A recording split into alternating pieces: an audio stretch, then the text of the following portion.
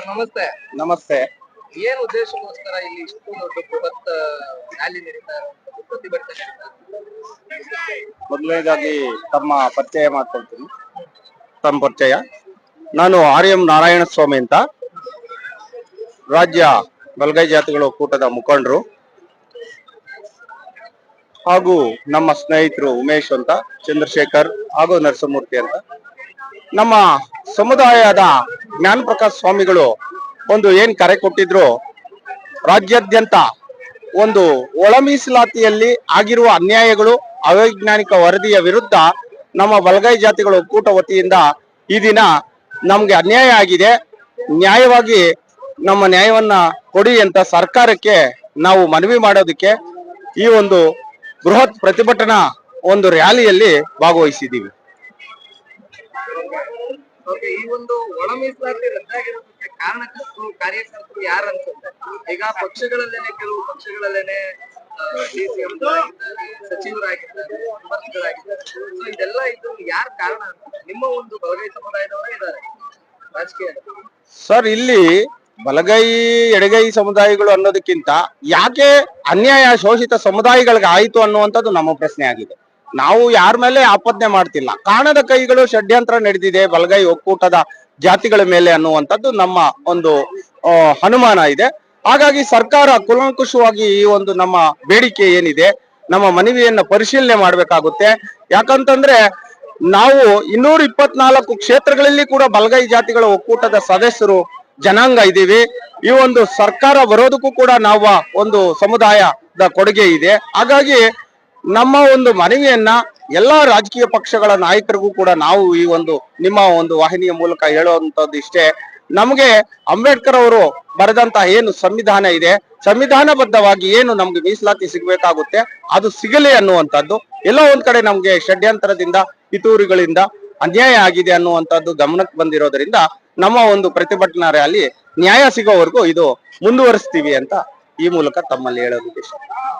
ನ್ಯಾಯ ಎಲ್ಲಿವರೆಗೂ ಆಗಬಹುದು? ಏನ್ ಬೇರೆ ಏನಾದ್ರು ನೀವು ಪ್ರಿಪರೇಷನ್ ಮಾಡ್ಕೊಂಡಿದ್ದೀರಾ? ನೆಕ್ಸ್ಟ್ ಇದಾಗ್ಲಿಲ್ಲ ಅಂದ್ರೆ ಇವತ್ತು ಒಂದು ಬೃಹತ್ ಪ್ರತಿಭಟನೆ ಆಗ್ತಾ ಇದೆ, ಇದಾಗ್ಲಿಲ್ಲ ಅಂದ್ರೆ ಮುಂದಿನ ದಿನಗಳಲ್ಲಿ ನೀವು ಯಾವ ತರದಲ್ಲೆಲ್ಲ ಪ್ರಿಪರೇಷನ್ ಮಾಡ್ಕೊಂಡಿದ್ದೀರಾ? ನೋಡೋಣ ಸ್ವಾಮಿ, ಈ ಒಂದು 27ನೇ ತಾರೀಕು ವಿಶೇಷ ಸಂಪುಟ ಸಭೆಯನ್ನ ಮುಖ್ಯಮಂತ್ರಿಗಳು ಕರೆದಿದ್ದಾರೆ. ಅದರಲ್ಲಿ ನಮ್ಮ ಮನವಿಯನ್ನ ನಮ್ಮ ಸ್ವಾಮಿಗಳು, ನಮ್ಮ ರಾಜ್ಯದ ಚಿಂತಕರು, ಮುಖಂಡರುಗಳು ಎಲ್ಲರೂ ಕೂಡ ಸೇರಿ ಈ ಒಂದು ಮನವಿಯನ್ನು ಮಾಡ್ತಾ ಇದ್ದೀವಿ. ಇದಕ್ಕೆ ಸ್ಪಂದಿಸಲಿಲ್ಲ ಅಂದಾಗ ನಮ್ಮ ರಾಜ್ಯದ ಒಂದು ಚಿಂತಕರು, ಮುಖಂಡರುಗಳು, ಸ್ವಾಮೀಜಿಯವರು ಯಾವ ರೀತಿ ಮುಂದಿನ ಕ್ರಮಗಳನ್ನ, ಮುಂದಿನ ಹೋರಾಟವನ್ನ ಮಾಡಬೇಕು ಅಂತ ನಮ್ಗೆ ತಿಳಿಸ್ಕೊಡ್ತಾರೆ. ಅದರ ಪ್ರಕಾರದಲ್ಲಿ ನಾವು ಹೆಜ್ಜೆ ಹಾಕ್ತೀವಿ. ನಮ್ದು ಗೌರಿಬಿದನೂರು ತಾಲೂಕು, ಚಿಕ್ಕಬಳ್ಳಾಪುರ ಜಿಲ್ಲೆ ಗೌರಿಬಿದನೂರು ತಾಲೂಕು. ಜೈ ಭೀಮ್.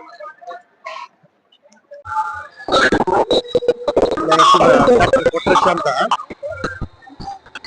ಬಾಬಾ ಸಾಹೇಬ್ ಅಂಬೇಡ್ಕರ್ ಕೊಟ್ಟಿರೋದು ಒಟ್ಟಾರೆಯಾಗಿ ಏನು ಶೋಷಣೆಗೆ ಒಳಗಿರ್ತಕ್ಕಂಥ ಸಮುದಾಯಕ್ಕೆ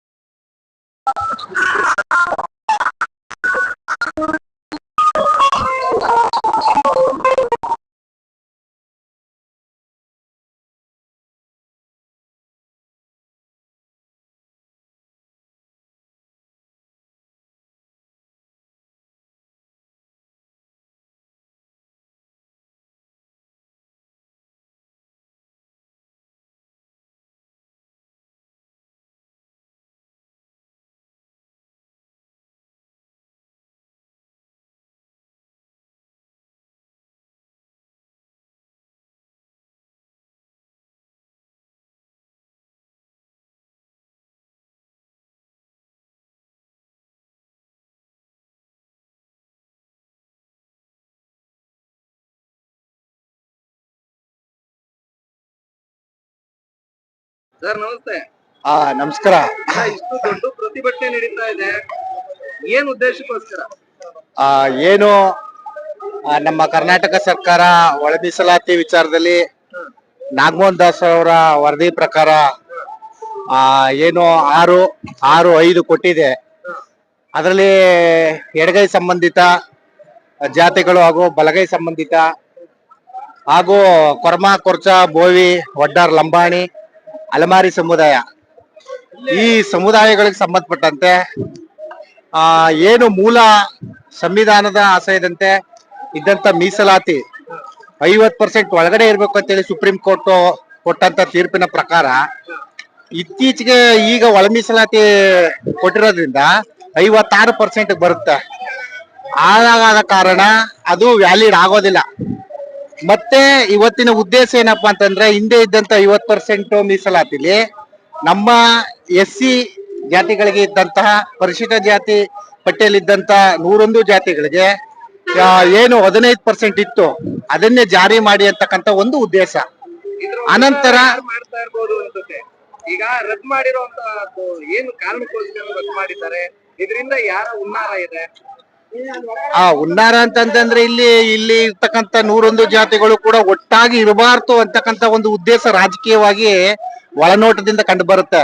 ಆದ್ರ ಏನು ಎಡಗೈ ಸಂಬಂಧಿತ ಜಾತಿಗಳಿರ್ಬೋದು, ಬಲಗೈ ಸಂಬಂಧಿತ ಜಾತಿ ಇರ್ಬೋದು, ಅನಂತರ ಬರ್ತಕ್ಕಂತ ಕೊರ್ಮ, ಕೊರ್ಚ, ಹಿಂದುಳಿದ ಅಲೆಮಾರಿ ಸಮುದಾಯಗಳು ಕೂಡ ಹಿಂದುಳಿದಿವೆ.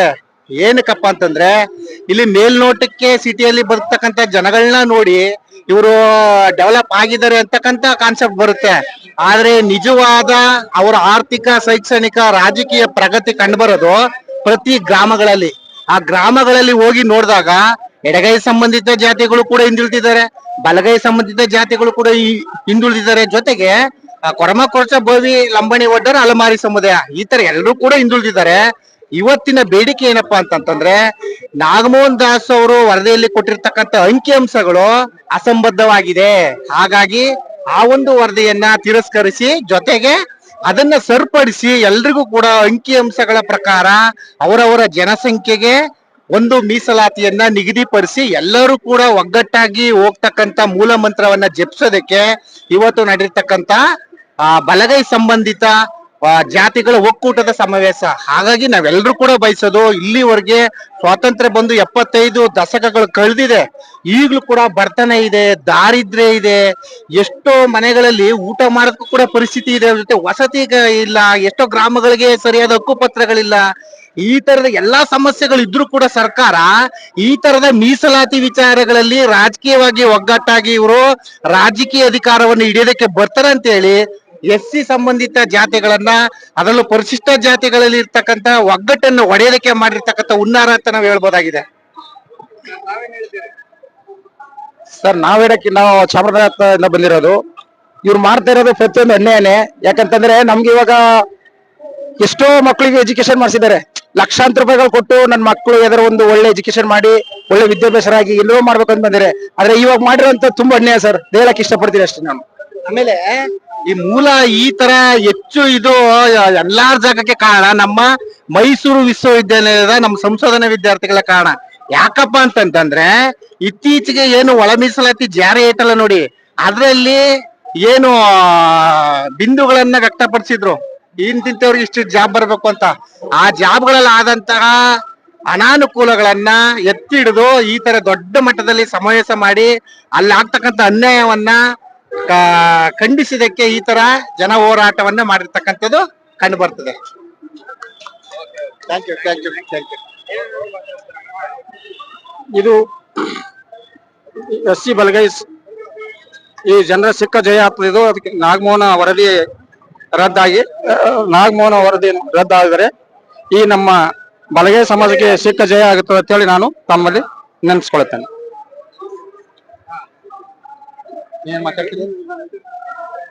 ಬಲಗೈ ಸಮುದಾಯ ಜಾತಿಗಳಿಗೆ ಈ ರೋಸ್ಟರ್ ಬಿಂದ್ರೆ ಐತಲ್ಲ, ಅದನ್ನ ಪರಿಶೀಲನೆ ಮಾಡಬೇಕು ಅಂತ ಹೇಳಿ ನಮ್ ಬೇಡಿಕೆ ಐತೆ. ಆದಷ್ಟು ತುರ್ತುಗತವಾಗಿ ನಮ್ಮ ಸ್ವಾಮೀಜಿಗಳು, ನಮ್ಮ ಸಮುದಾಯ ನಾಯಕರು ಎಲ್ಲ ಸೇರಿ ಇದನ್ನ ರೋಸ್ಟರ್ ಬಿಂದು ಹಿಂಗ್ ಪರಿಶೀಲನೆ ಆಗ್ಬೇಕು ಅನ್ನೋದು. ಜೈ ಭೀಮ್, ಜೈ ಭಾರತ್.